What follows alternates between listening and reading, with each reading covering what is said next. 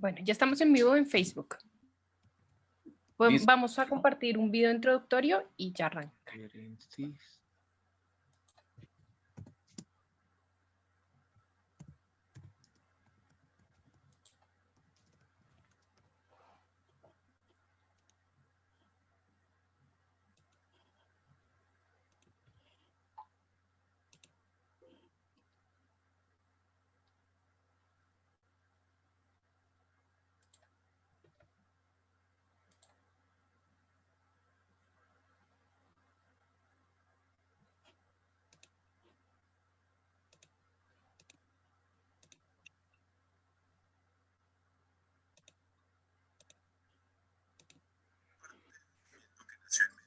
Hace más de 2 décadas para demostrar que los ciudadanos pueden hacer política basada en principios. Sabemos que los políticos toman las decisiones más importantes de la sociedad y por tanto decidimos trabajar por fuera de las estructuras de la política tradicional y demostrar que se puede participar en elecciones, debates y gobiernos, respetando unos principios básicos y demostrando que la política puede estar a la altura de las necesidades de la ciudadanía. Tenemos la convicción profunda de que se puede tener un país más justo y equitativo, con mayores oportunidades para todas y todos, que ponga la educación como prioridad, como motor de transformación, donde los recursos públicos son sagrados, donde prime el interés general sobre el particular, donde no estemos divididos y podamos ser diferentes sin ser enemigos. Sabemos que se puede volver a confiar, que se puede cuidar a Colombia. Sabemos que se puede porque lo hemos hecho. Queremos un país con oportunidades para todas y todos, sin corrupción, sin violencia, donde se respete y proteja el medio ambiente. Queremos eliminar la cultura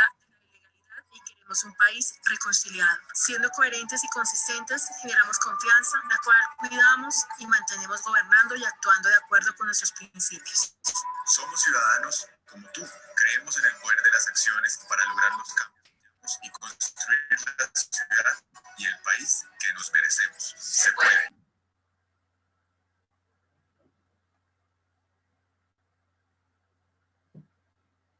Perfecto, un saludo para todos y para todas. Mi nombre es Mauricio Rodríguez Telles, soy colíder de la Escuela de Formación Política de Compromiso Ciudadano en Bogotá.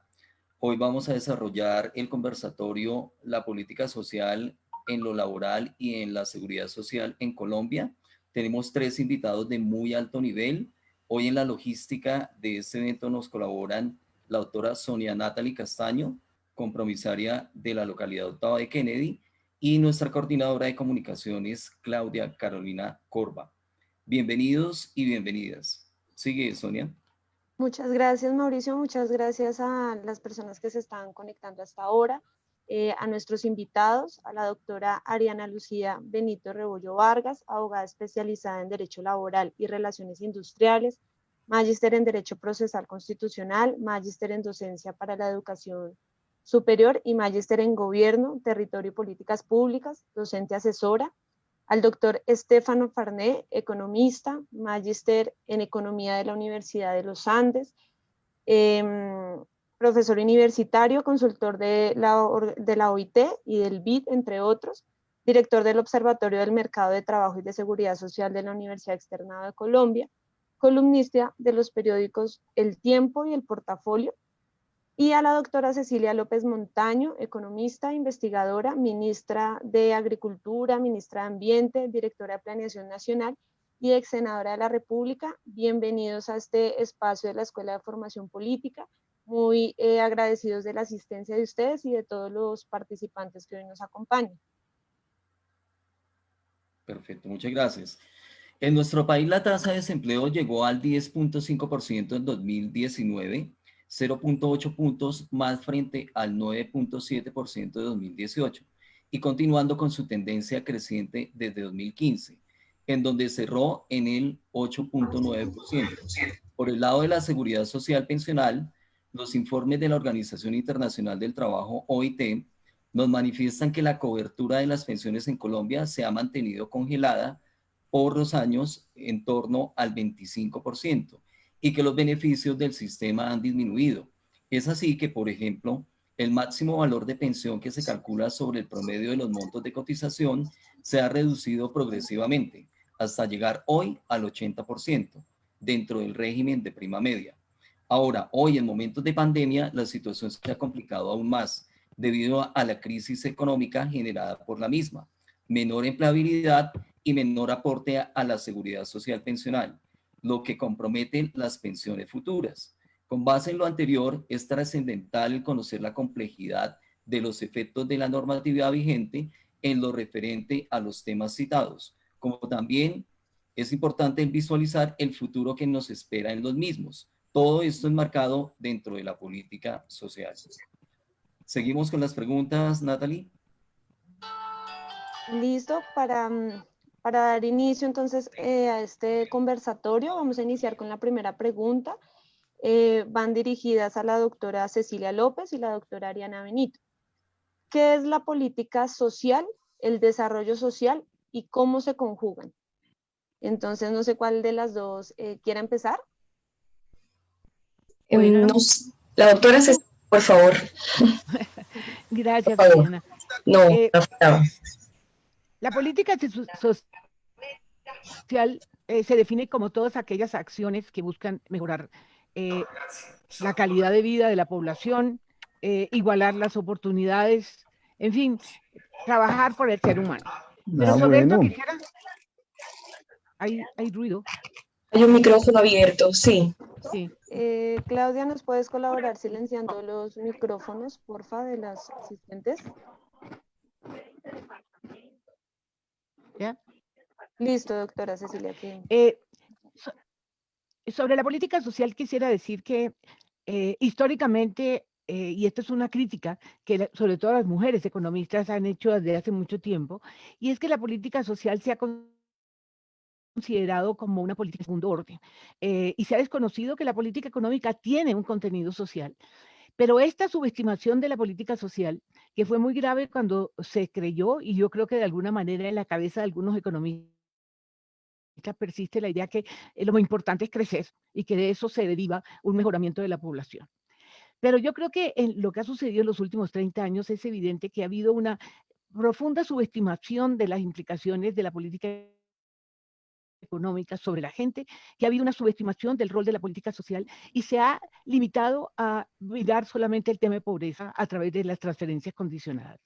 Pero yo creo, para simplemente abrir el debate, yo creo que lo que ha hecho la pandemia es revelar todas las falencias, primero de un modelo económico, pero además de la política social. Mire, en el caso de Colombia, Ariana, te quiero comentar algo. El gobierno, el director de planeación, cuando empezó la crisis de la pandemia, inmediatamente aumentaron las transferencias condicionadas para los pobres. Y de pronto se dio cuenta que había un sector más grande que los pobres, que eran los vulnerables. Y que a esa gente ni la conocían, ni la identificaban, ni sabían cómo llegar. Él mismo confesó públicamente en una entrevista que, oh sorpresa, se tomó el atrevimiento de decir que los colombianos no se habían dado cuenta que había un sector de los que habían salido de la pobreza, pero que no se habían podido insertar productivamente, que estaban en la calle y que eran los vulnerables. Y ahí empezó un dolor de cabeza para el gobierno, que creo que muchos gobiernos de América Latina les puede haber pasado lo mismo, que fue cómo identificarlos, porque a los otros, a los pobres, los tenían identificados, inmediatamente les pasaron recursos relativamente importantes, guardar las proporciones. Pero cuando empezaron a descubrir a los vulnerables, entonces les han dado el equivalente a la línea de indigencia, $40 mensuales. O sea, aquí el problema que tenemos, y ya algunos estudios, inclusive de quienes defienden este modelo económico, han mostrado, y me refiero a FEDesarrollo, han mostrado que las transferencias que ha hecho el gobierno, que son muy inferiores a las que han hecho otros países, entre ellos Chile, han logrado mejorar o por lo menos evitar que los pobres caigan en pobreza, pero han sido absolutamente marginales esos esfuerzos para los vulnerables. Entonces me parece que esto demuestra, esta es la gran oportunidad no solamente para mirar este modelo en términos de lo que hace para la gente, de cómo la desigualdad tiene que dejar de ser parte del panorama, pero además un replanteamiento es absolutamente imprescindible sobre el tipo de política social. Movilidad social no puede ser que los pobres se vuelvan vulnerables. Eso me parece que muestra que estamos manejando muy mal la política social. Entonces, me parece que es muy dramático lo que está pasando. En términos de aportes, quiero decirles que el último documento del panorama fiscal de la CEPAL que acaba de salir muestra que Colombia, el gobierno colombiano le está asignando a la pandemia 1.7 puntos del PIB, mientras países como Chile, no tengo la cifra exacta, pero creo que son 4 o 5 puntos del PIB, Perú también, o sea, Colombia está más cerca de los países más pobres de Centroamérica en términos del aporte. Eso muestra la subestimación que hay sobre la política social. Y para terminar, quiero decir que se nos olvida que lo que pasa en el mercado laboral es una mezcla, es la combinación de la política económica y de la política social. Entonces, toda esta situación de informalidad, de bajísima productividad, todo este problema que tenemos con la política, con el mercado laboral, también es un resultado, no solamente de un modelo económico, sino concepción misma de la política social. Yo dejo ahí para que sigamos en el debate. Muy bien. Ya. Dale, continúa, por favor. Gracias. Gracias, muy amable. Mira, bueno, la doctora Cecilia hace el enfoque claramente desde el punto de vista económico y bien coincido con ella, que hay una similitud de condicionamientos en el hecho de que la pandemia sí, en efecto, reveló las falencias o existencias que ya se encontraban y que ya se hallaban situadas en el Estado como tal, y sucede o nos sucedió en Chile exactamente la situación, pero acá fue por parte del Poder Ejecutivo. No voy a entrar, por supuesto, en una puntuación, en una individualización, por respeto a las dignidades que ostenta claramente el Poder Ejecutivo, pero ha sido una de las grandes razones por las cuales creo que para todos los que estamos en este escenario, se generó, se desencadenó el estallido social. Y la naturaleza del estallido social, el 18 de octubre del año pasado, es una base de demandas sociales insatisfechas, y que claramente, si nos adecuamos en qué es la política social, y yo también complemento un poco la definición que pudiese ser este conjunto de objetivos, de regulaciones, de sistemas y entidades por medio de las cuales el Estado se dirige, ojo, para crear oportunidades y fortalecer instrumentos en términos de equidad e integración social. Yo siempre he pensado que cada país con su dimensión, estamos hablando de un porcentaje, y en esto sí la doctora Cecilia es una mayormente experta en cifras, de 18, 19 millones de habitantes que tenemos aquí a nivel de demografía o de territorio en Chile, pero también hay serias fallas en materia de política social y en materia de protección social, producto de este modelo que se implementó ya de antaño y que también todos conocemos.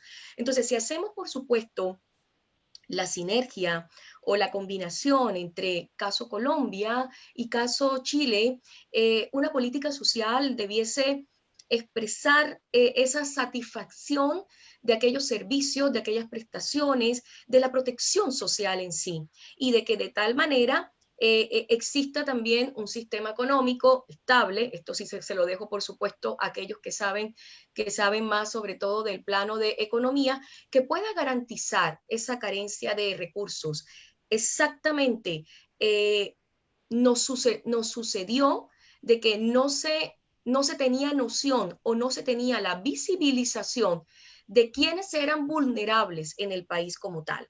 Entonces, claro, lo que hace que de una u otra manera la vulnerabilidad esté ahí latente, pero entonces no llegue a la mirada de gobierno. Entonces, ahí vienen otras preguntas u otros interrogantes.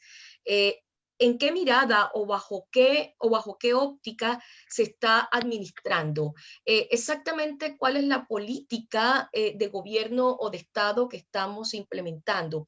Verdaderamente es una política que se condice con la política social, entendiendo que la misma es ese conjunto de transferencias y medidas reguladoras y medidas distributivas y redistributivas dentro de los servicios de las áreas principales de vida: salud, educación, vivienda, seguridad social, que hoy por hoy nos atañe el foro, el centro de este conversatorio, y que de una u otra manera también está relacionada con la implementación de una política pública, que ha sido nuestro gran desafío, y también me uno, por supuesto, a mi nacionalidad, que creo que es un gran desafío establecer una buena política pública que pueda cubrir estas diferentes categorías y, por supuesto, estar directamente relacionada con lo que se entiende una política social, y por ende, hoy nos pudiésemos quedar un buen tiempo debatiendo la política social también desde el punto de vista de lo que es justicia social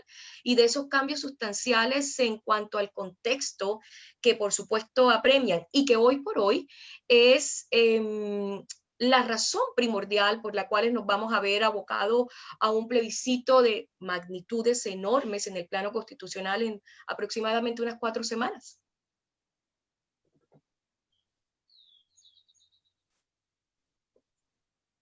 ¿Ya? Perfecto, muchas gracias, doctora Ariana. Vamos con la segunda pregunta, no sin antes invitarlos a que las personas que nos están viendo se puedan inscribir en el link de Compromiso Ciudadano Bogotá, las personas que quieran integrar este equipo de trabajo social y político y que quieran conocer un poco más acerca de la Escuela de Formación Política. Vamos con la segunda pregunta, que es la siguiente. ¿Cuáles han sido los efectos de las últimas reformas laboral, la Ley 789 de 2002 y la pensional, la Ley 797 de 2003, dentro del gobierno de Álvaro Uribe Vélez? Y arrancamos con el doctor Estefano Farnet, posteriormente la doctora Ariana Lucía Benito Revelo y por último la doctora Cecilia López. Doctor Estefano, tiene la palabra.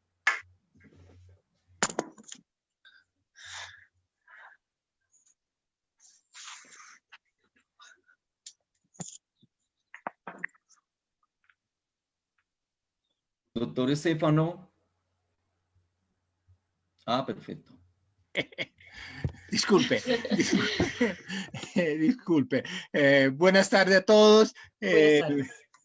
Sí, mire, la primera en ser aprobada fue la reforma laboral, ¿sí?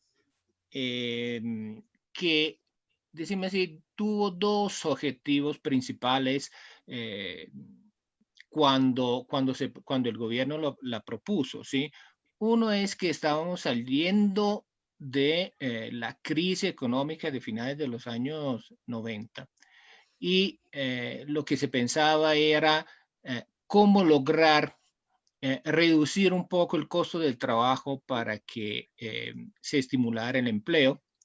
Y lo otro, pues, en esta misma dirección, es decir, en la disminución de los costos laborales, para abrir espacio a reformas sociales, de seguridad social, ¿sí? Sobre todo en términos de pensiones y de salud, ¿sí? Entonces, esta reforma fue pensada con estos 2 objetivos principales y el objetivo era reducir los costos laborales para poder estimular el empleo y por el otro lado, pues abrir espacio para que se pudiera también aumentar las contribuciones a la seguridad social, ¿sí? De manera que, fíjese, estos 2 objetivos son contrastantes, ¿sí? Y esta es, por ejemplo, la razón por la cual no se ha encontrado ningún estudio que fuera definitivo en decir la reforma laboral sí aumentó el empleo o no lo aumentó, ¿sí? Precisamente por esta razón, porque por un lado bajó los costos, pero enseguida aumentaron los costos laborales. La reforma pensional puede ser una cosa que se debía hacer en cuanto a la reforma del sistema que se dio en 1994 no fue completa. Habían quedado regímenes especiales todavía que no se habían podido eliminar y pues con el tiempo eran necesarios ajustes paramétricos al sistema pensional, ¿sí? Es decir, había que aumentar las cotizaciones si queríamos poder tener pensiones mejores y pues tener en cuenta de la mejora de vida y del aumento de la edad de las personas, ¿sí? Y entonces, en ese sentido, la ley 797, que fue luego complementada por el acto legislativo número 1 del 2005, por un lado, definitivamente hizo desaparecer los regímenes privilegiados y quedaron solamente las Fuerzas Armadas, los militares, bueno, el presidente de la República y los maestros, pero los maestros, en realidad, el régimen de los maestros tiene muy pocos privilegios, en el sentido que lo único es una edad de pensión más bajo para los hombres. Y por el otro lado, intentó ajustar un poco los parámetros de funcionamiento del sistema pensional, ¿sí? Entonces, debemos pensarla en estos términos. Por un lado, la reforma laboral no ha logrado aumentar de forma espectacular el empleo, y la reforma pensional tampoco ha logrado aumentar la cobertura de forma espectacular, ¿sí? Entonces, pero eso demuestra que en realidad, si queremos avance en términos sociales, no podemos pensar que una sola medida no resuelve todos nuestros problemas, ¿sí? Debemos pensar en una serie integrada de políticas que deberían llevar a una mejora del sistema social y de las condiciones de las personas, ¿sí? De manera que todavía estamos discutiendo, ¿sí? En este año ya estamos discutiendo que tenemos que hacer otra vez una reforma laboral y otra vez una reforma pensional. De manera que el trabajo todavía no ha terminado. Ok, perfecto. Gracias, doctor Estefano. Invitamos a las personas que se han vinculado, se han unido a través de Zoom, que por favor cierren sus micrófonos. Continúa en la resolución de esta pregunta la doctora Ariana Lucía Benito Revelo. Gracias. Gracias, Mauricio. Bueno, el apellido es Benito Rebollo, pero bueno, no es solamente para corregir esa parte.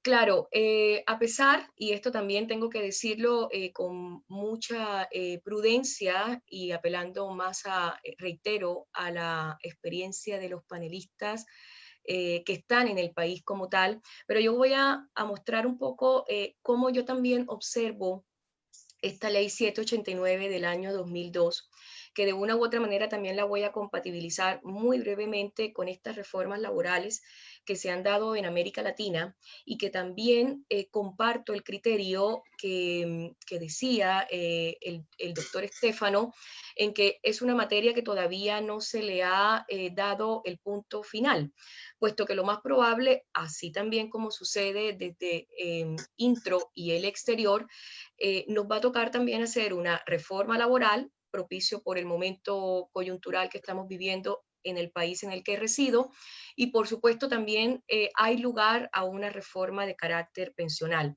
Pero las reformas laborales en América Latina en su mayoría se han caracterizado, digamos, por algunos aspectos principales como tal, y es que lo que buscó esta ley, entiendo yo, que era hacer un poco más complejo o no incidir en estos despidos en relación con los empleadores respecto de los trabajadores. Por supuesto, proteger estos e incrementar estos ingresos dentro del orden laboral. Y por supuesto, mejorar las condiciones de trabajo, desalentando un poco el excesivo volumen de negocios en el empleo que se daba pues, para toda la coyuntura como tal. Digamos que son algunos aspectos que tuve en consideración. Sin embargo, también haciendo el análisis en retrospectiva de qué vino antes de la ley del año 2002 o de la ley 789, claramente tenemos esta ley 50 del año de 1990, pero también tenemos esta ley que buscaba una protección y un verdadero sustento en materia laboral. Entonces, la pregunta es, ¿hasta qué punto se logró? ¿Hasta qué punto verdaderamente se ha logrado mejorar esta situación? O definitivamente con la implementación de la misma, la medida y los embates que se le han dado al sistema no han sido suficientes con esta reforma laboral encaminada, como bien lo decía el doctor Stefano, a reducir y flexibilizar de una u otra manera los costos no salariales, establecer mecanismos también para poder incrementar esas fuentes salariales y también una suerte de modalidades de contratación que, si hiciéramos hoy el análisis en el panel, quizás también pueden ser un poco o rayar un poco con una suerte de elementos discriminatorios o elementos vulneratorios de derechos fundamentales, pero ya ese es otro aspecto a considerar.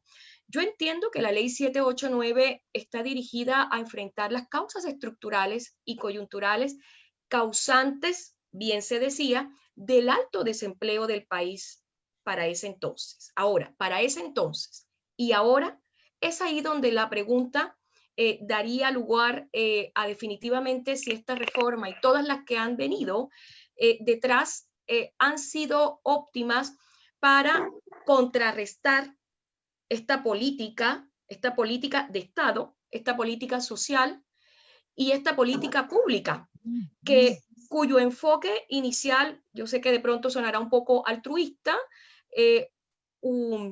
utópico inclusive, pero estaban dirigidas a la recuperación de un crecimiento económico, a darles un bálsamo a las normas laborales, sobre todo con la ley 50, que tampoco tuvo mayor efectividad desde mi óptica, y por supuesto también un fomento de la iniciativa privada, pero fortaleciendo ciertos procesos como fuese el sistema educativo y de capacitación, sobre todo para las protecciones del más vulnerable.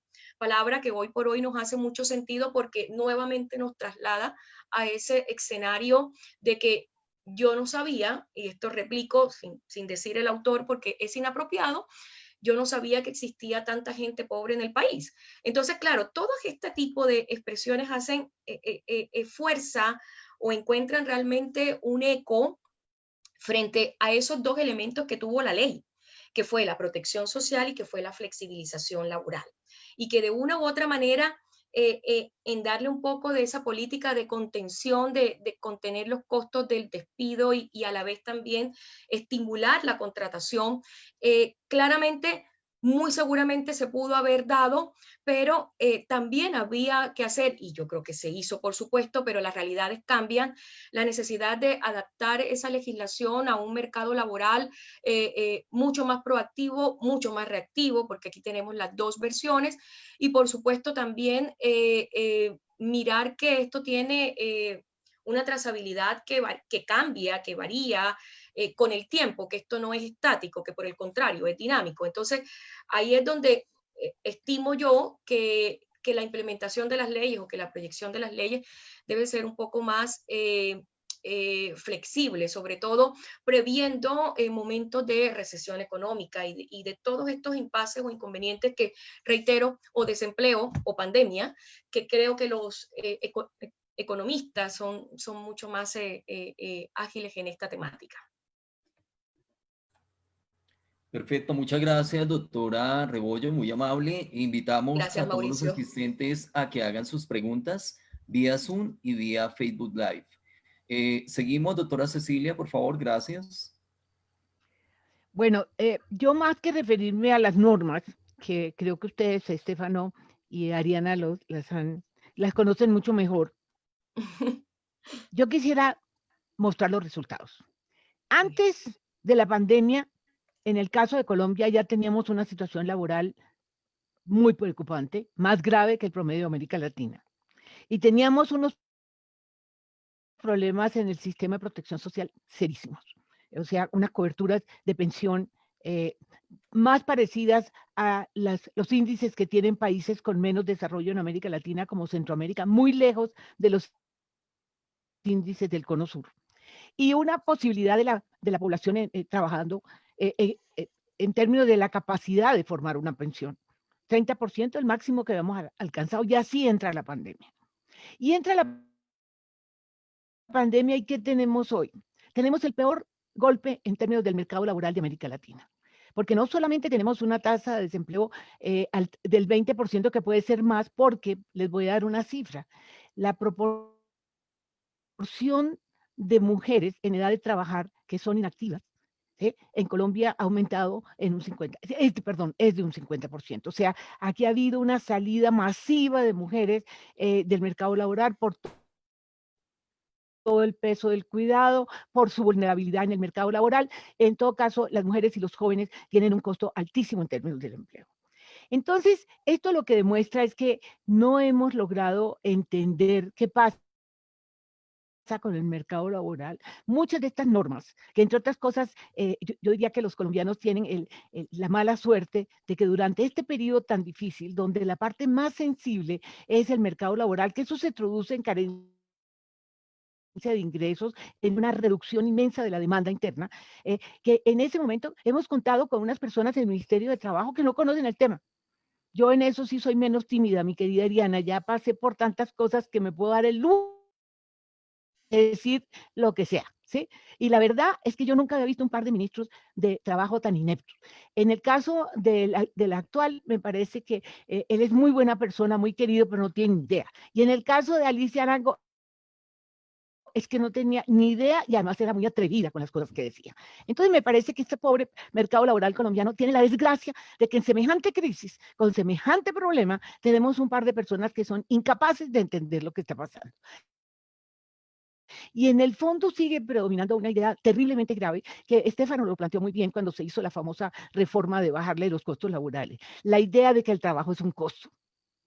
Y se les olvida que los salarios son demanda, y que en el caso de Colombia, no sé exactamente el caso de Chile, pero en el caso de Colombia, Colombia crece por la demanda interna.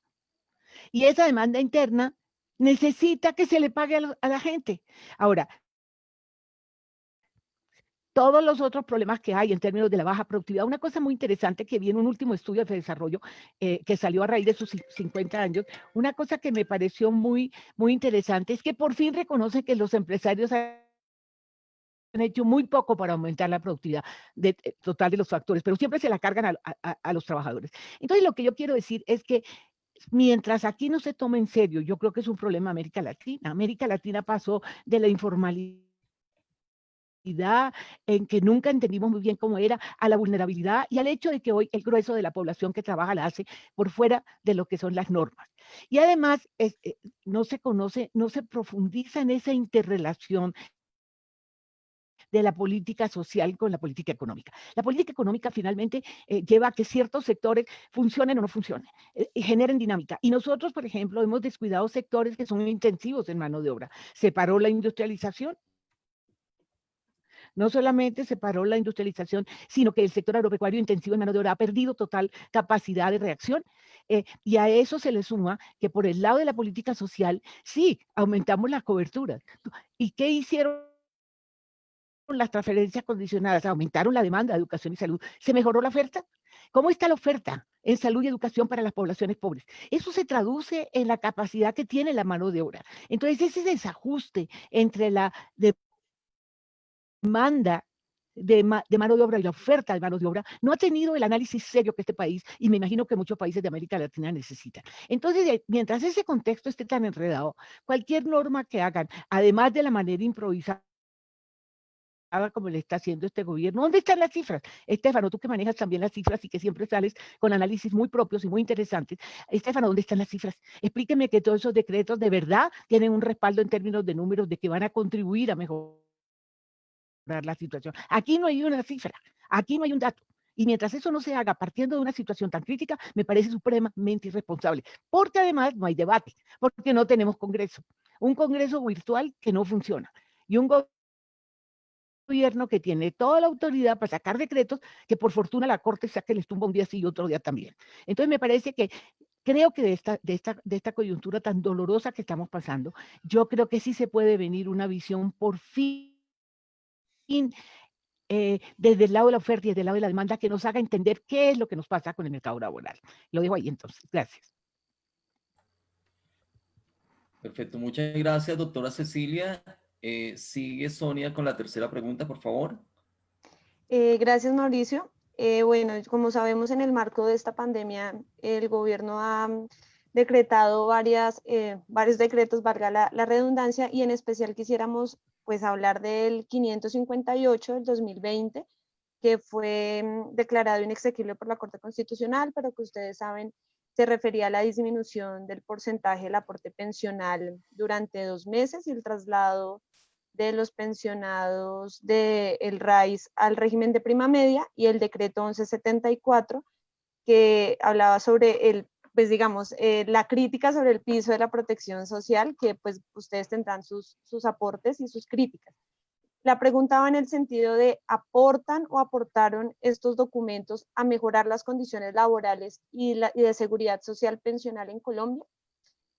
Quisiera que arrancáramos con la doctora Cecilia López, para continuar después con el doctor Estefano y terminar con la doctora Ariana Lucía.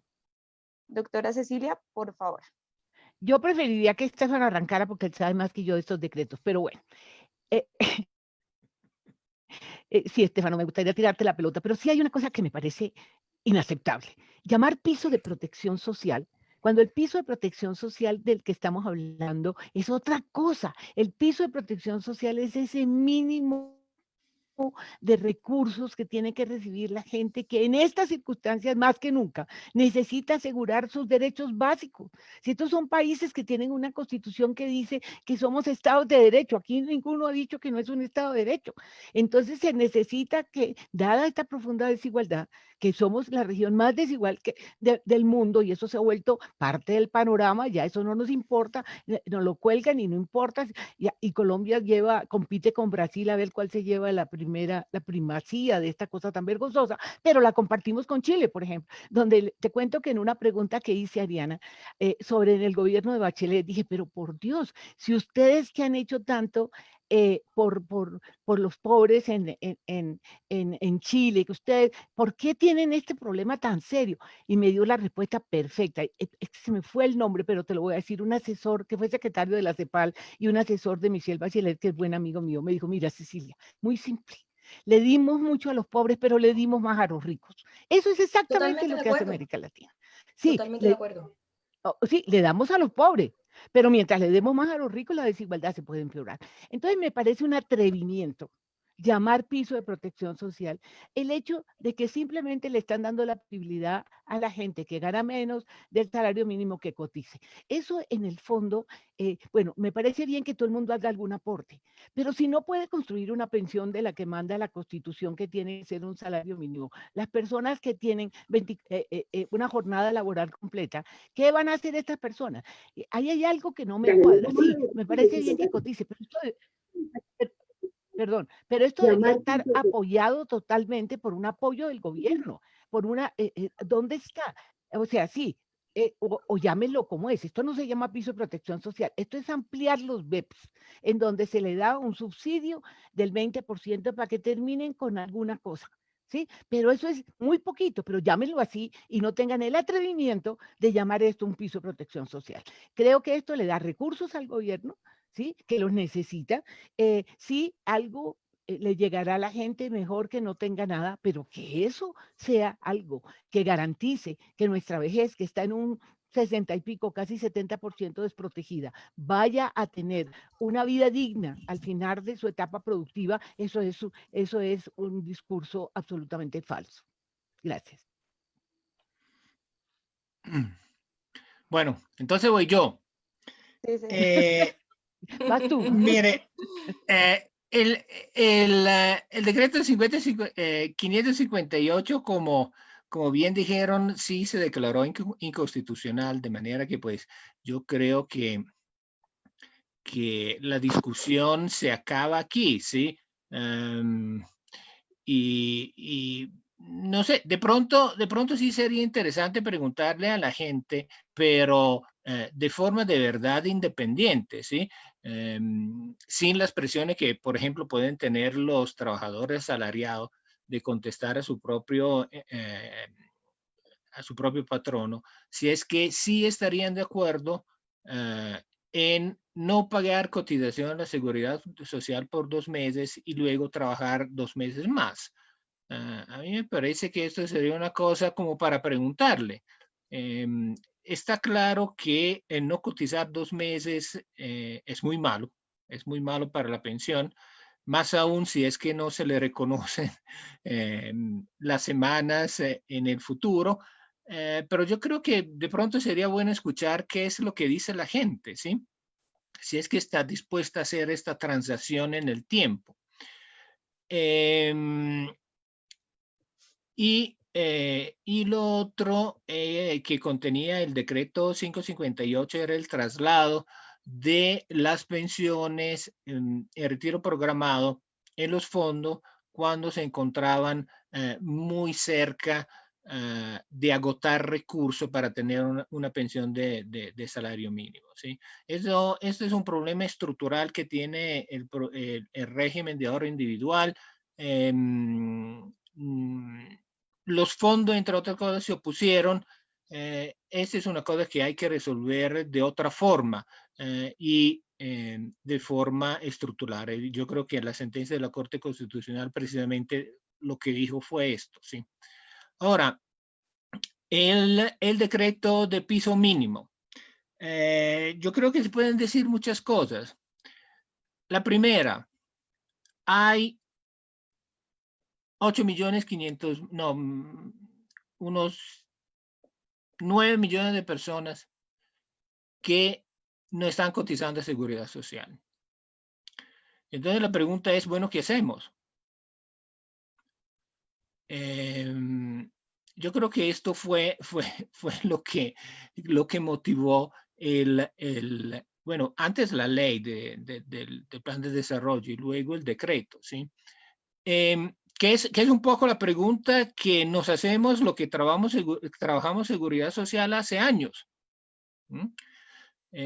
¿Cómo hacemos hacer que la gente de menores recursos pueda engancharse a la seguridad social si es que tiene ingreso tan bajo y luego no puede cotizar lo que exige la ley, por lo menos sobre un salario mínimo?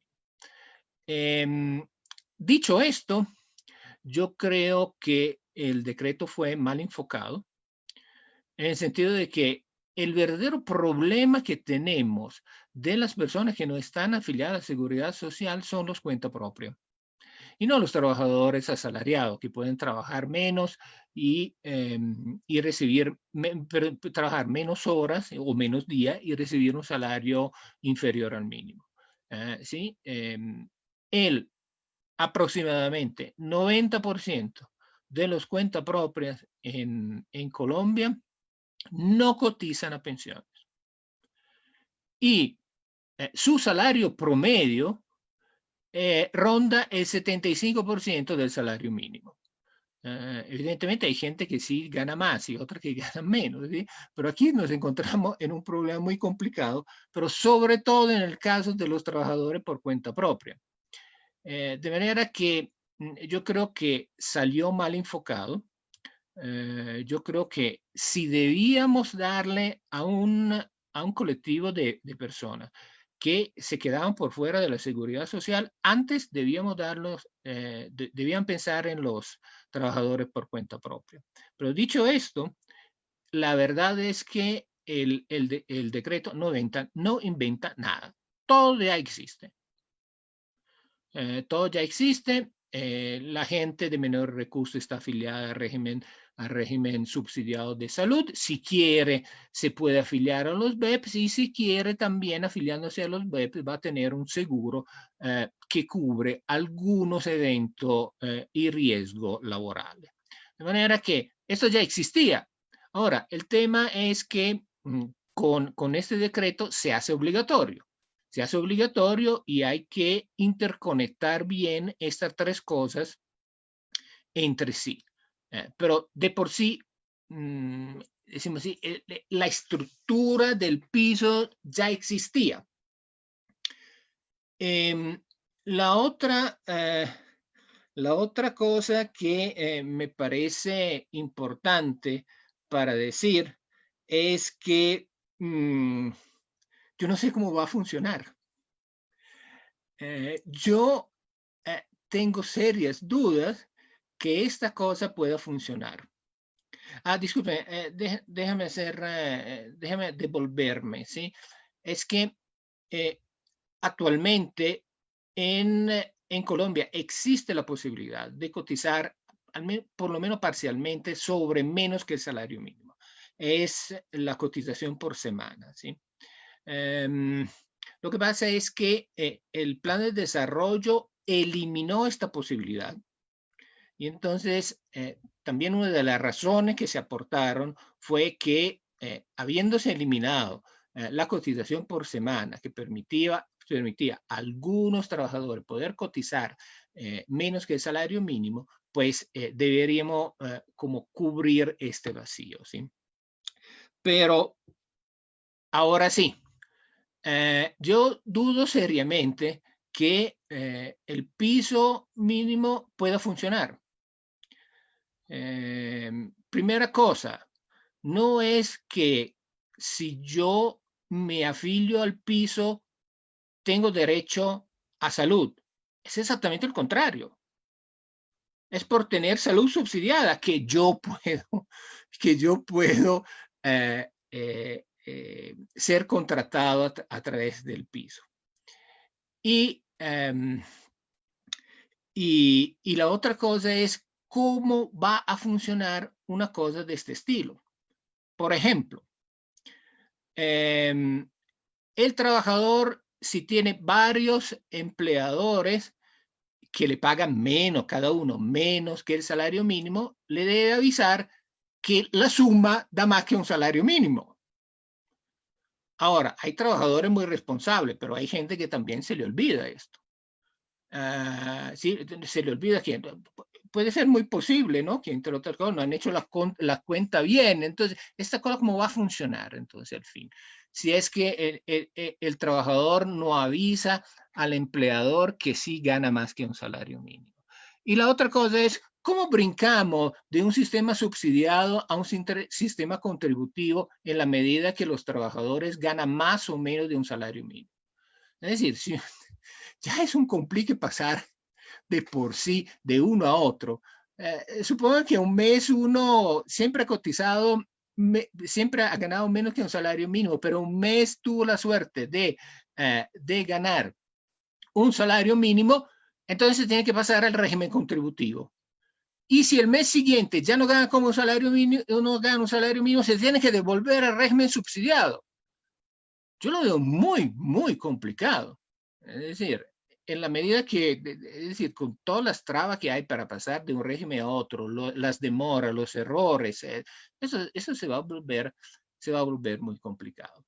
Pero lo que a mí personalmente me parece mucho más definitivo y complicado en esto es que, bueno, primero nos han contado que, no, mire, es que en el piso, no, simplemente es que, entonces, tú enganchas un trabajador, como este trabaja menos que 30 días y gana menos que un salario mínimo, entonces se afilia al régimen subsidiado, que ya está afiliado porque no había otra, y entonces se le paga el 15% sobre el valor del salario o del contrato.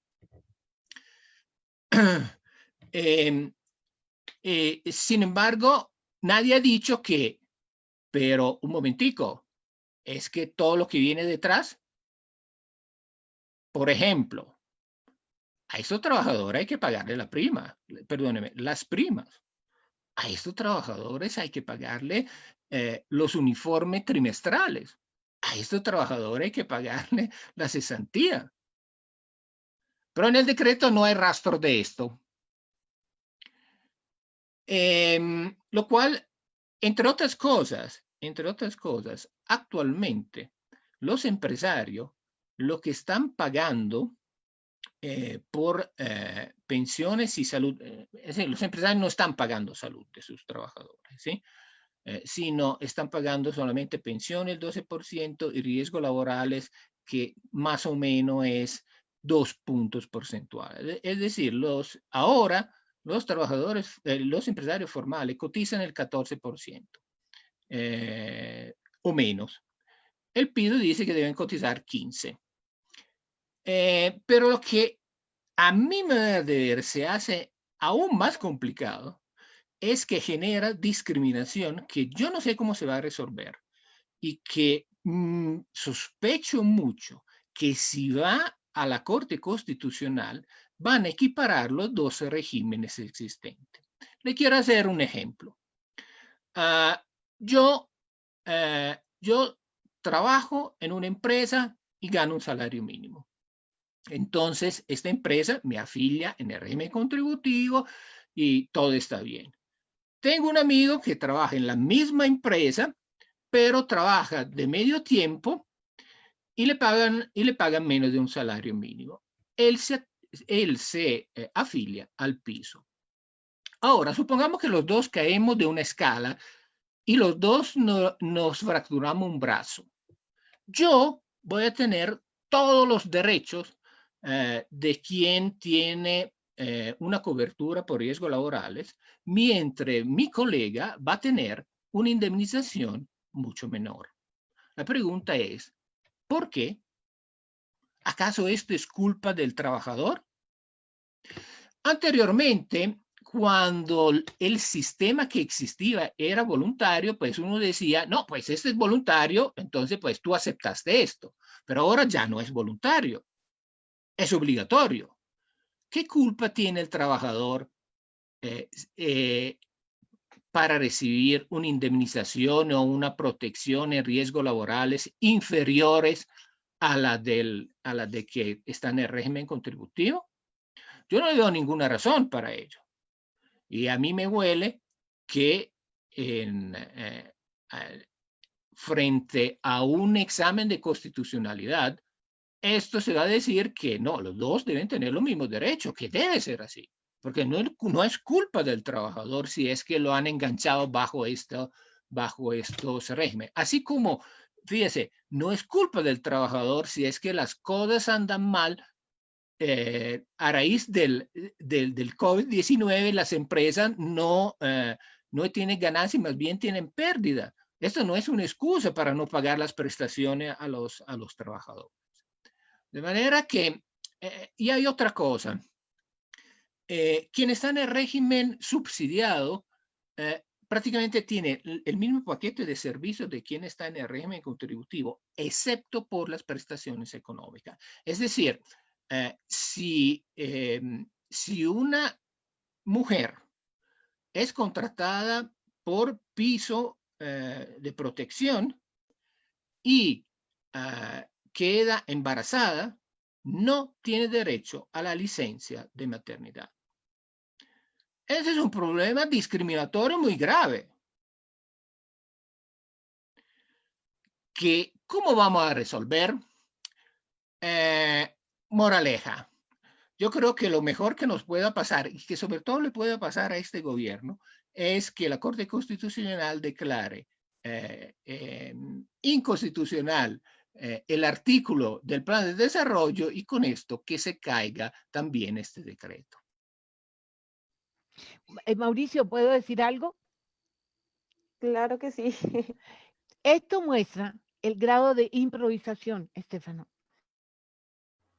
La falta de análisis, la falta de conocimiento de lo complejo que pueden ser estas normas dada la situación del mercado laboral y la situación del trabajo. Entonces esto reafirma algo que a mí me parece vital.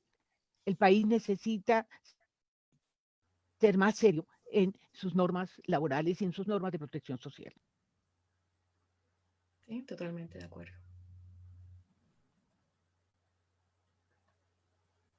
Perfecto. Doctora Ariana, sigue con la respuesta a esta pregunta. Muchas gracias.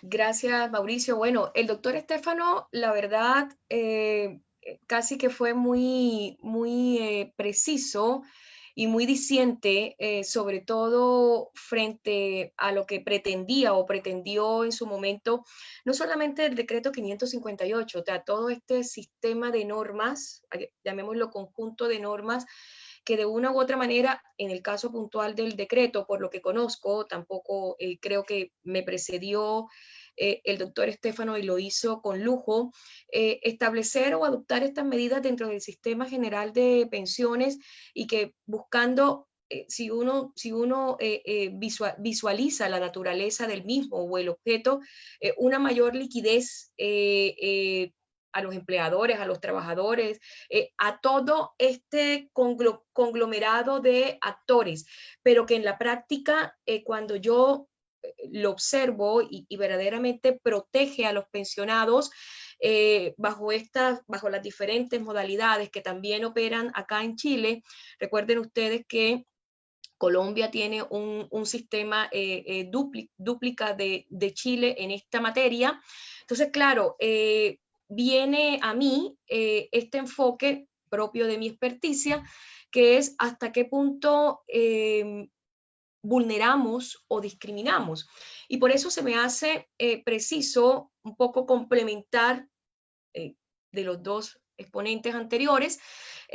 Los pisos de protección social, por lo que yo entiendo, es este conjunto de garantías básicas que yo creo que las palabras no son al aire, de seguridad social que de una u otra manera vinieron o están establecidas para asegurar como mínimo que durante toda la trazabilidad de vida de las personas tengan un acceso, en este caso, a un sistema de pensión digna, ¿no?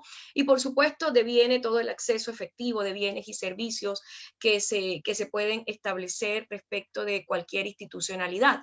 Pero claramente, cuando yo entiendo que son este conjunto de garantías básicas, me tengo que ubicar, por supuesto, en el plano nacional, en esta dimensión horizontal, y es ahí donde el decreto, no solamente el decreto, sino también el 558, perdón, sino también el 1174, que verdaderamente cómo se puede complementar este piso de protección, entre comillas, con esta política social y, por supuesto, también con las recomendaciones que, dada la presencia de la doctora Cecilia y su papel en relación con la OIT, cómo se puede conectar justamente con las políticas de la OIT. Ahí viene, por supuesto, esta dimensión vertical o este estudio progresivo de niveles de seguridad social dentro del plano o dentro del contexto internacional. Entonces, cuando a mí me preguntan qué entiende o cómo pudiese conectar el piso de protección social, claramente lo primero que se me viene a la cabeza es: va a alivianar la pobreza, va a alivianar la situación de vulnerabilidad, va a alivianar las situaciones de apremio en cuanto a una pensión digna, que es también una de las grandes demandas sociales que hoy por hoy también vivimos, y va a amilanar o va a reducir los procesos de exclusión social. Entonces, claramente, la gran pregunta que me surge es: ¿eso se logra? Yo verdaderamente tendré una suerte de seguridad básica integral en que las personas de edad, en este caso por relacionar directamente el decreto, puedan llegar a esa protección como tal. ¿Qué pasa con la no obtención de los ingresos suficientes, como ya lo explicaba el doctor Estéfano? ¿Qué pasa con esa mujer que está en condiciones de gestación o en estado de embarazo? Entonces, todas estas garantías tienen que también ser coherentes y, replico, como lo dijo la doctora Cecilia, no ser una política improvisada, que no solo sucede en Colombia, también está sucediendo, es como este virus, lamentablemente muy fuerte el ejemplo, pero como este virus también que se ha expandido en estas prácticas por toda América Latina y que de una u otra manera nos hace cometer errores en lo interno, hablando de esta proyección del conversatorio que es intro, pero también nos hace ser desobligante frente a las obligaciones internacionales vigentes que tenemos como Estado. Espero que haya sido más bien un poco de aporte, porque ya el doctor Estéfano lo había explicado con sumo detalle. Muchas gracias, doctora Ariana. Muchas gracias por la respuesta a esta pregunta. Iniciamos la segunda etapa de preguntas ya direccionadas a cada uno de nuestros panelistas. Entonces arranco yo con la siguiente pregunta para la doctora Cecilia López Montaño. Dentro de las condiciones para acceder a una pensión dentro del Sistema General de Pensiones está el tema de la edad y el tema de las semanas cotizadas. Hay una diferencia entre la edad que se le solicita a los hombres y se le solicita a las mujeres. Hoy en Colombia, los hombres se pensionan a los 62 años y las mujeres a los 57. ¿Es adecuado equiparar la edad de jubilación? En razón a dos cosas. La primera, en que a las mujeres se les solicita el mínimo monto de semanas, igual que a los hombres, 1.300 semanas, y no tienen, digamos que el espacio de tiempo para poder completar esas semanas porque pues, su edad de jubilación es los 57 años. Ahora, se debe mantener esa diferencia de edad, o sea, se debe mantener la edad de 57 años para pensión de mujeres, teniendo en cuenta que es muy vulnerable la mujer en el sentido de la discriminación laboral que hay en Colombia, que fácilmente no accede a una oportunidad. Bueno, primero, esa es la pregunta, doctora Cecilia. Bueno, lo primero es sobre la edad.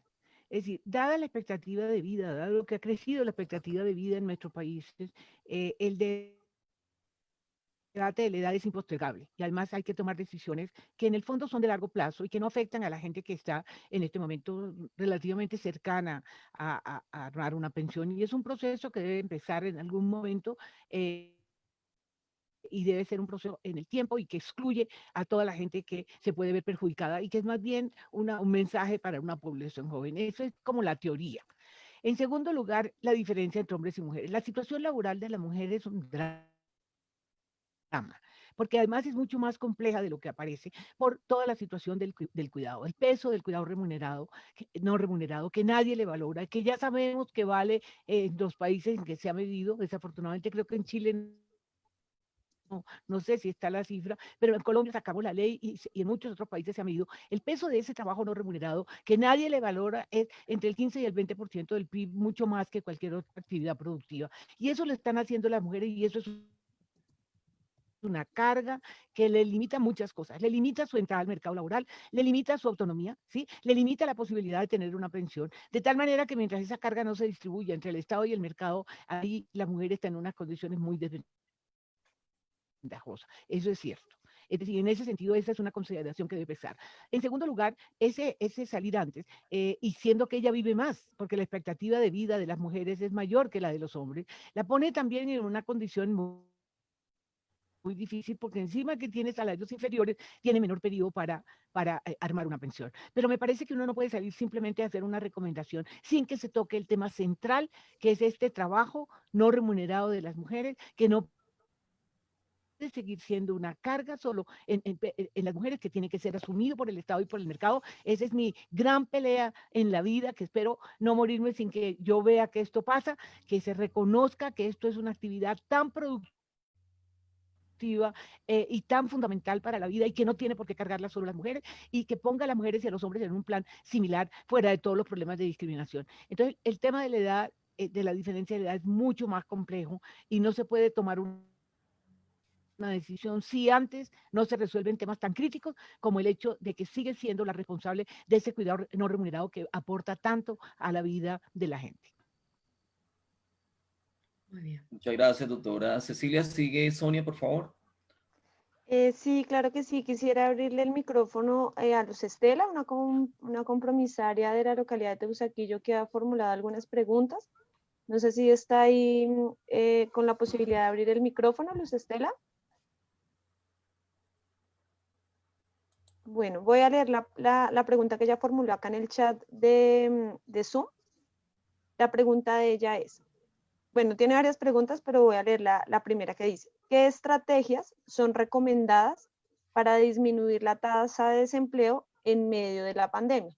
Pues teniendo en cuenta que esta situación de desempleo pues no es única de Colombia, sino pues de todos los países que han tenido que realizar restricciones por el tema de la pandemia.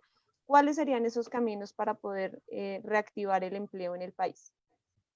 La pregunta se la vamos a dirigir a la doctora Ariana Lucía, por favor.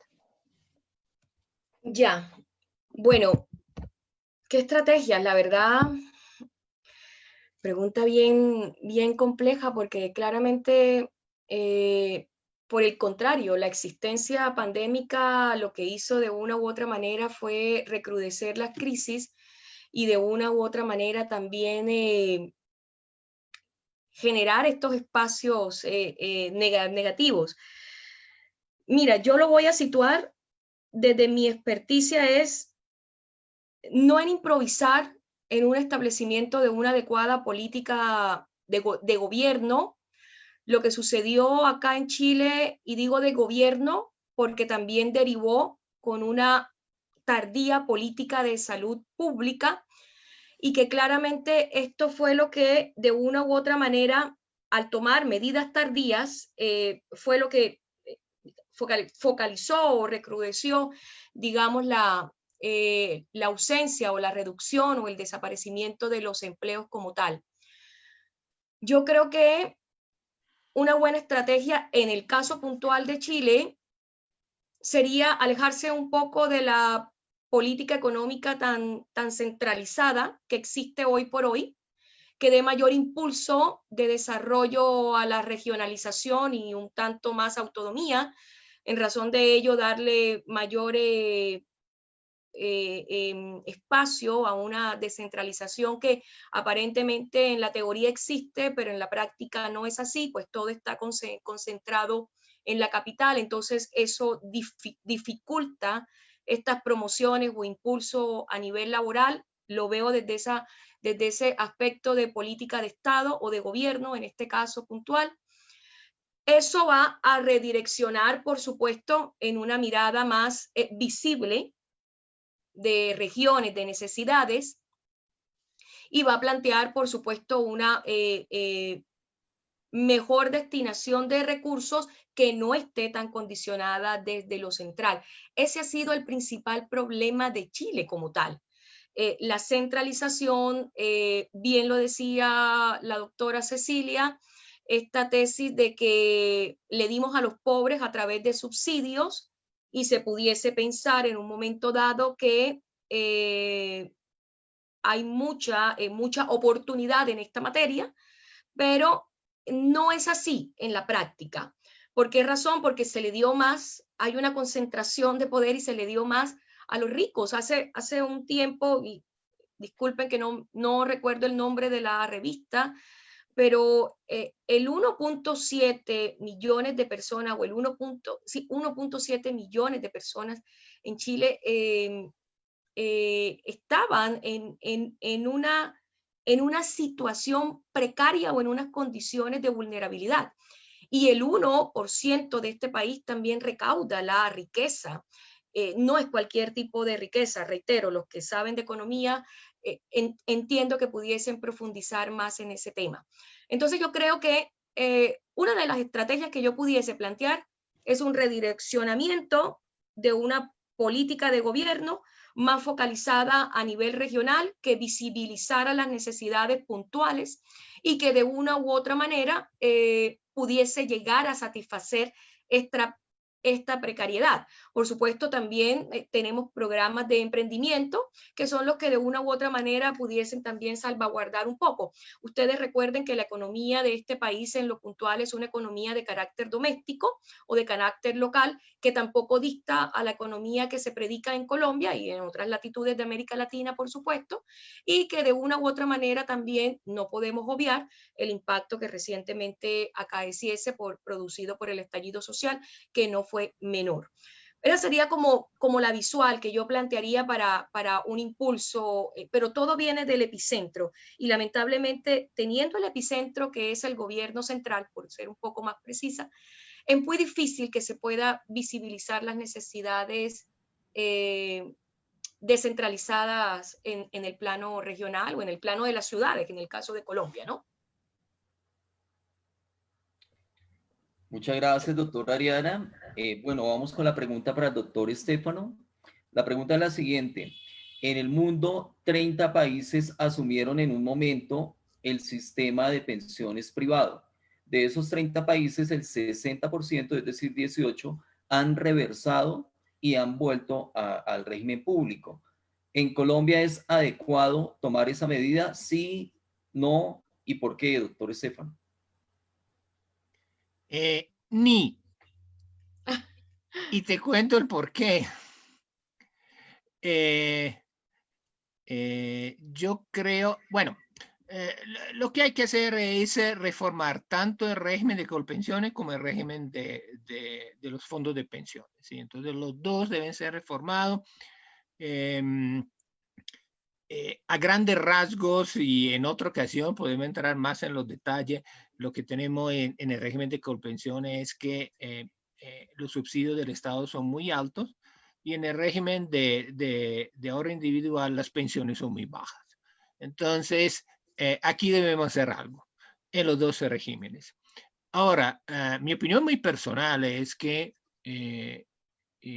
no debemos acabar ninguno de los dos, sino aprovechar la sinergia que pueden dar estos dos regímenes. Sí, en mi opinión, lo que debemos ir es hacia un sistema de pilares donde aquí se puede discutir si es las personas que cotizan hasta un salario mínimo, hasta 2, hasta 4, entonces cotizarían en colpensiones, y la persona que gana más de este umbral, pues cotizarían en el régimen de ahorro individual, ¿sí? Evidentemente, no debemos pararnos solamente en los regímenes contributivos, sino también pensar en qué podemos garantizar, cómo podemos garantizar un subsidio, no llamamos pensión, pero por lo menos un subsidio a las personas que definitivamente no pudieron pensionarse en los regímenes contributivos, ¿sí? Y que ellos también en la vejez necesitan mantenerse y vivir, ¿sí? Entonces, decime así, el tránsito o la reforma de los regímenes contributivos debe ir también de la mano con mejorar la cobertura de las pensiones, decimos así, para la persona más pobre.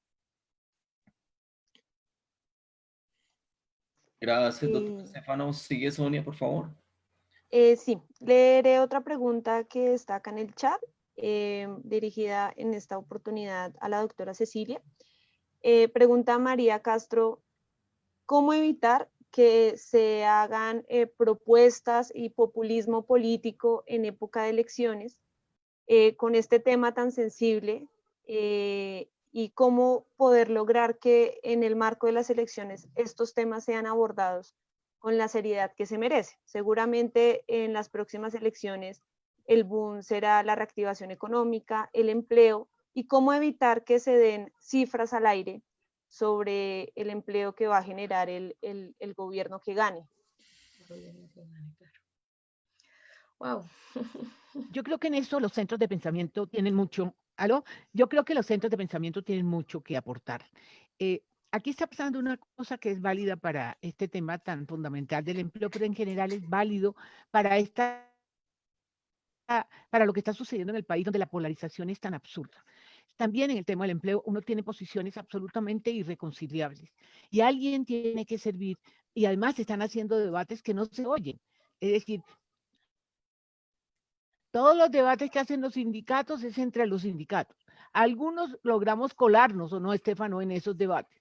Otros son los debates que hacen los empresarios, en donde no hay forma, algunos logramos colarnos en eso, pero ahí hay una falta de comunicación, y yo digo que es un diálogo de sordos. Hay cosas positivas en las dos partes, pero hay cosas muy radicales si no se combinan.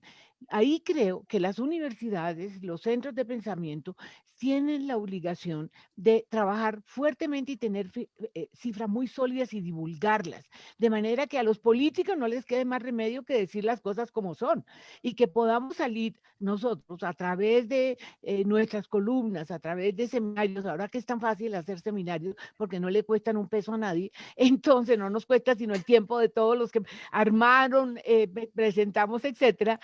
Aprovechemos eso para que haya un canal de comunicación. Yo creo que en este tema, como en muchos otros temas sustantivos, si sigue este debate en donde no hay comunicación entre los que tienen una visión más progresista, los que tienen una visión más de derecha, va a ser un desastre. Pero repito, si nosotros salimos con cifras fuertes, ¿sí? Yo he visto a la gente tambalear cuando Estefano sale a decir que el sistema de ahorro de fondos de pensiones hay que cambiarlo. Casi les da un infarto, ¿no, Estefano? Entonces, pero te mostró las cifras. Entonces, me parece que es obligación nuestra nutrir la política. Esto de las universidades como Torres de Cristal, por fortuna en Colombia, y no sé si te está pasando en Chile, Ariana, pero aquí ha pasado una cosa muy interesante. Yo veo a las universidades metiéndose en esos temas que antes no se metían. Ya no están en esa torre cristal, entonces están opinando. Y vemos a profesores con 400 PhDs saliendo de su torre cristal y escribiendo columnas para que todo el mundo los entienda. Y diciendo cosas sustantivas. Entonces yo creo que este es un momento en que el conocimiento, la responsabilidad, la investigación juega un papel crucial. Es la única manera de que nutramos el debate político y lo volvamos serio. Esa sería mi recomendación. Muchas gracias, y la idea es que este tipo de espacios, como bien lo menciona, permita formarnos día a día en esos temas que a veces parecen alejados. A veces el trabajador de 20, 25 años no se piensa en cómo se va a pensionar y viene a pensarse estos temas cuando ya las decisiones que puede tomar son más limitadas. Entonces, este es el propósito de este tipo de conversatorios, y le cedo la palabra a Mauro. Muchas gracias, Sonia. Esta pregunta para la doctora Ariana. Dentro de la próxima reforma pensional, ¿es conveniente incrementar el porcentaje de aporte a la seguridad social en pensión, teniendo en cuenta que todos los países del mundo, por supuesto Colombia, estaremos en un proceso de recuperación económica? Si se incrementa el porcentaje de aporte a la seguridad social en pensión, obviamente que se le quita posibilidad de compra a los trabajadores colombianos y por ende a sus familias. ¿Cómo equilibrar esa situación, y es conveniente el incremento de la tasa de cotización? Gracias. Mauro, bueno, esta pregunta yo la voy a responder por obvias razones, pero también espero que el doctor Estefano, y ahí sí, él me la pueda complementar. Te voy a dar mi humilde opinión en relación con ello.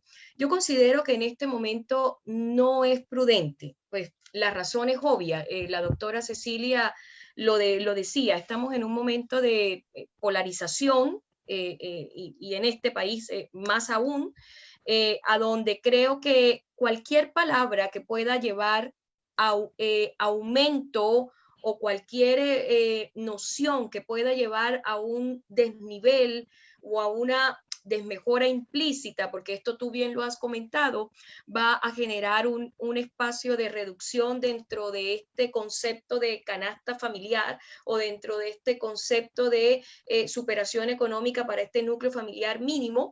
Entonces, claro, considero que no es el momento en este presente, ni en este ni en el próximo. Esto es una acción, considero que más bien va a ser, si es que se da, creo que no es el proceder correcto. Por el contrario, creo que hay que hacer una reevaluación a nivel de política de Hacienda y crédito público en estas materias, una política pensional, una política económica de base que permita más bien esta regulación o este porcentaje, extraerlo de otro rubro. Espero darme a entender, de otro aspecto, y no de cierta manera incrementar o castigar al trabajador, que creo que ya suficiente castigo tiene. Perdónenme que sea tan directa, y también un poco siguiendo las sugerencias de mi predecesora en el panel, de que ya es suficiente frente a la carga que lleva el trabajador.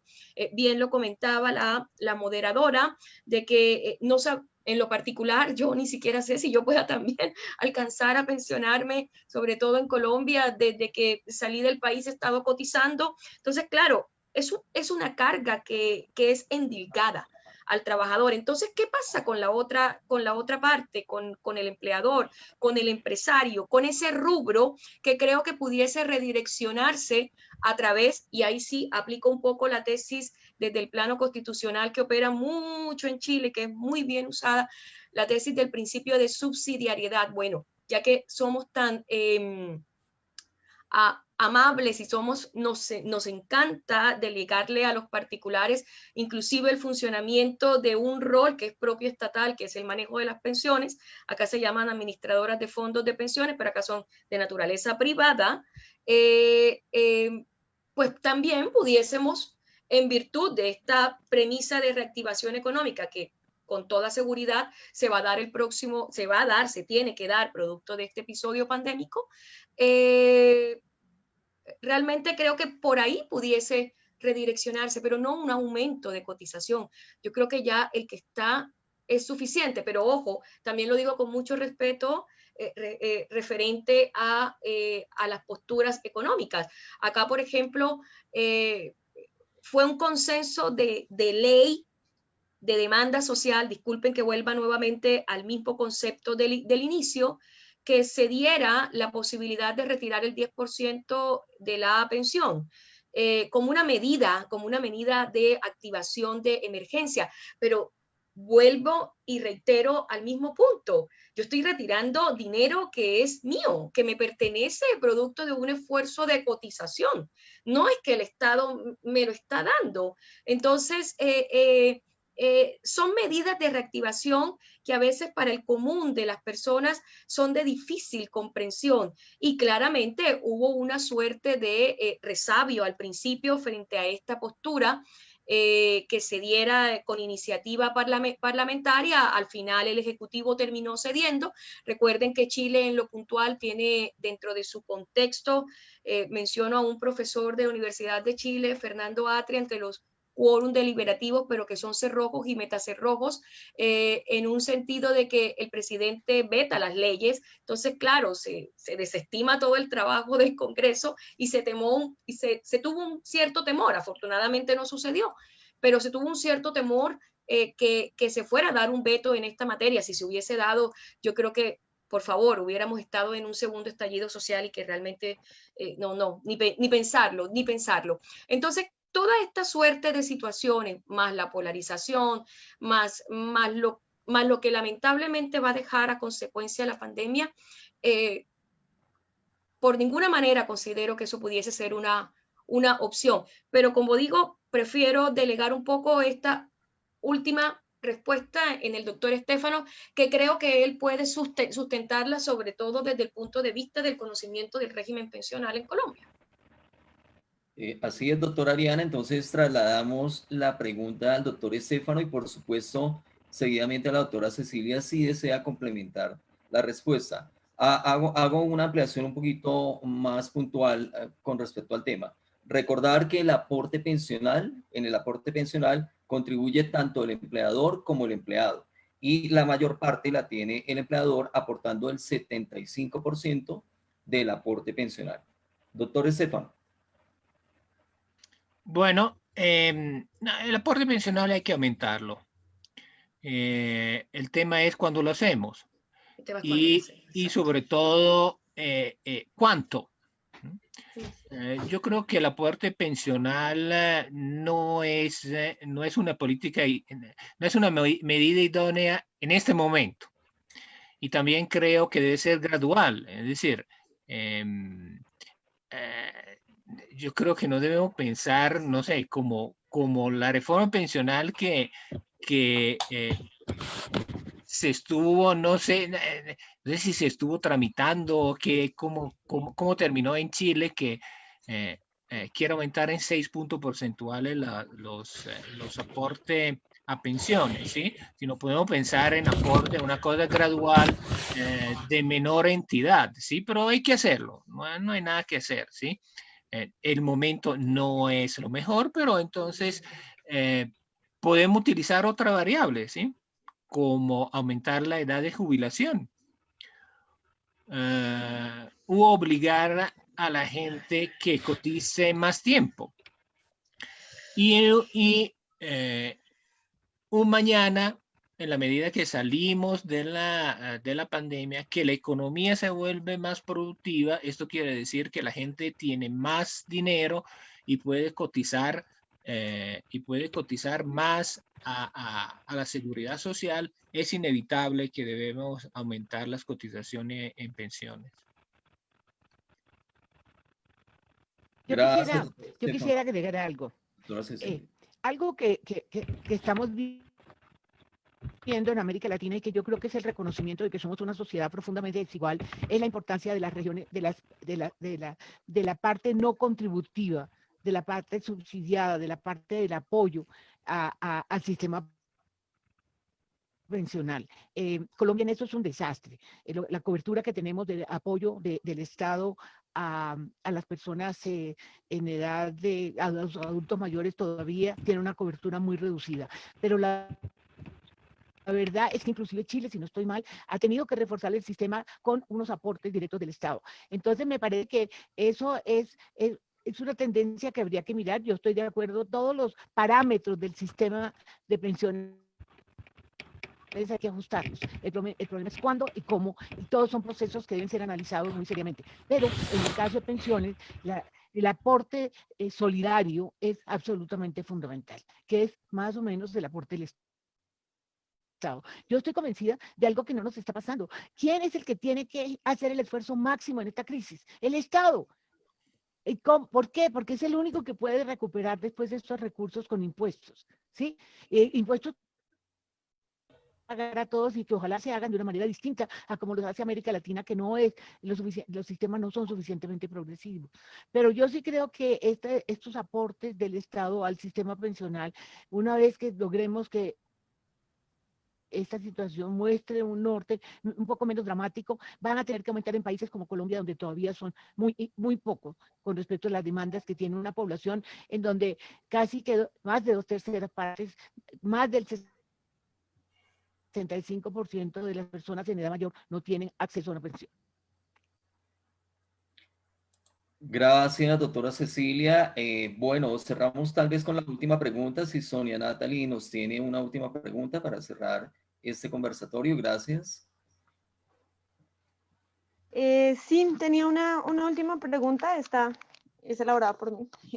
Y es que, bueno, teniendo en cuenta que igual fue declarado pues inexequible el decreto 558, pero que hablaba de esa transferencia, digamos, de pensionados de la modalidad de retiro programado, me surge una duda como ciudadana, y ¿es acaso esta figura, esta modalidad de retiro programado, la más vulnerable frente a los efectos macroeconómicos? ¿Debo como ciudadana pensarlo 2 veces antes de pronto de elegir esta modalidad, teniendo en cuenta que pues frente a una situación como la pandemia, que pues no es algo que pase todos los días, todos los años, es quizás la más vulnerable a esos cambios bruscos de la economía? Quisiera hacérsela al doctor Estefan. Bueno, sí, claro. Es que el retiro programado, es decir, por definición, carga al pensionado de riesgo económico. ¿Sí? Esto se sabe, esto es así. ¿Sí? El tema aquí es que las compañías de seguro no están entregando renta vitalicia. Entonces la gente está obligada a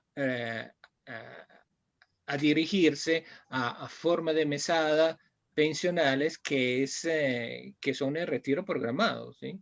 Entonces, este es un círculo que debe ser interrumpido y por eso se necesita una reforma estructural.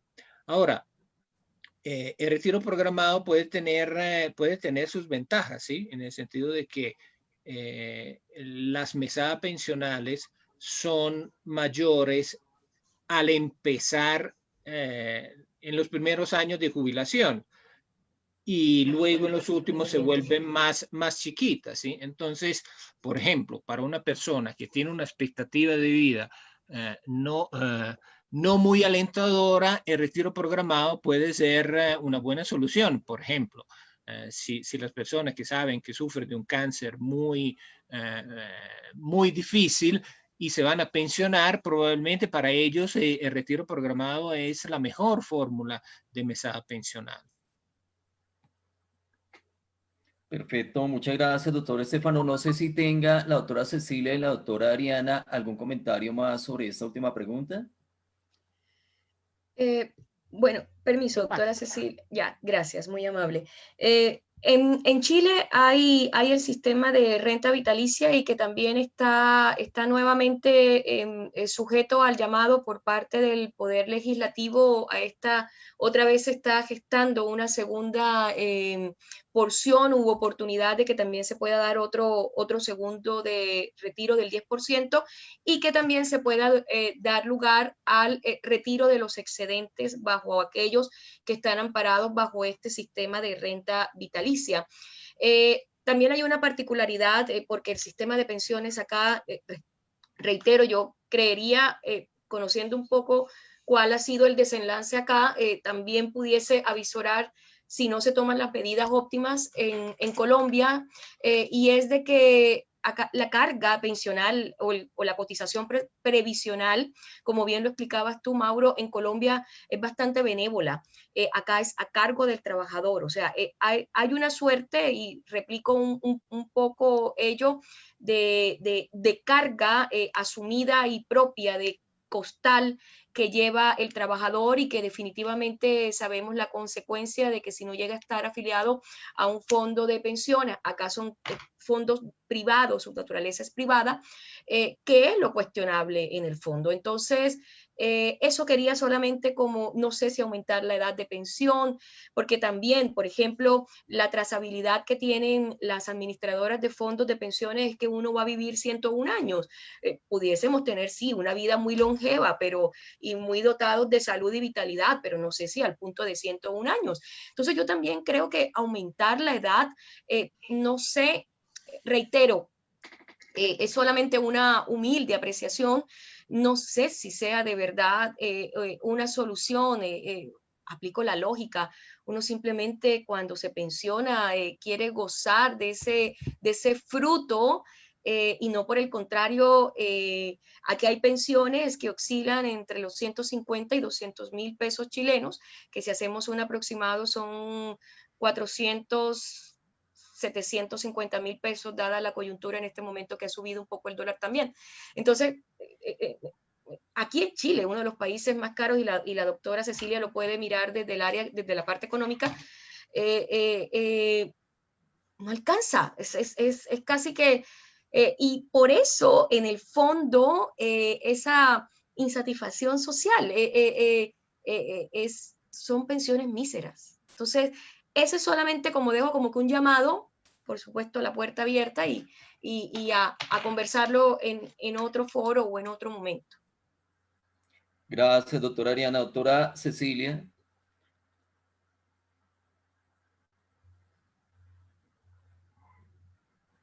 Tiene el micrófono cerrado, doctora Cecilia. Sí, sobre la edad yo creo que es inevitable, es decir, mientras la expectativa de vida siga subiendo, los sistemas no serán financieramente sostenibles, y no se van subiendo poco a poco, pero de nuevo, cuando es el momento, cómo se hace. Además, esos son procesos graduales, porque uno no puede, la gente no puede perder derechos adquiridos. En este momento, ninguna de esas decisiones se puede tomar, pero por eso es que los análisis en el sistema personal deben ser muy refinados. Hay que hacer estudios actuariales, hay que entender muy bien cuál es el comportamiento de la población, los ingresos, etcétera. Eso exige unos estudios mucho más sólidos que salir a decir al aire cuál sería la posibilidad. Pero repito, es muy difícil. Con este crecimiento en la edad, en la expectativa de vida es muy difícil mantener. Entre otras cosas porque mira, ¿cuánta gente hay trabajando a los 70 años? Sí. Mucha. ¿Sí? ¿Cuánto? Hace 40 años habíamos muerto muchos de los que hoy tenemos 70 años. Así que esa es una variable que habría que analizar. Obviamente en este momento todas esas discusiones no se pueden hacer. No, claro, así es. Perfecto, bueno, muchas gracias. De esta manera damos fin a este conversatorio, a este valioso conversatorio. En primera instancia, agradecer infinitamente la presencia del doctor Estefano Farné, la doctora Cecilia López, la doctora Ariana Lucía Rebollo y todas las personas pues, que nos han acompañado vía Zoom y vía Facebook Live. Igualmente a Sonia Natalie y a Claudia Corba, que nos han apoyado en el tema de la logística. Un abrazo para todos y pues seguimos en contacto para seguir debatiendo, seguir construyendo, seguir aprendiendo acerca del tema de política social y de la normatividad de nuestro país. Muy amables.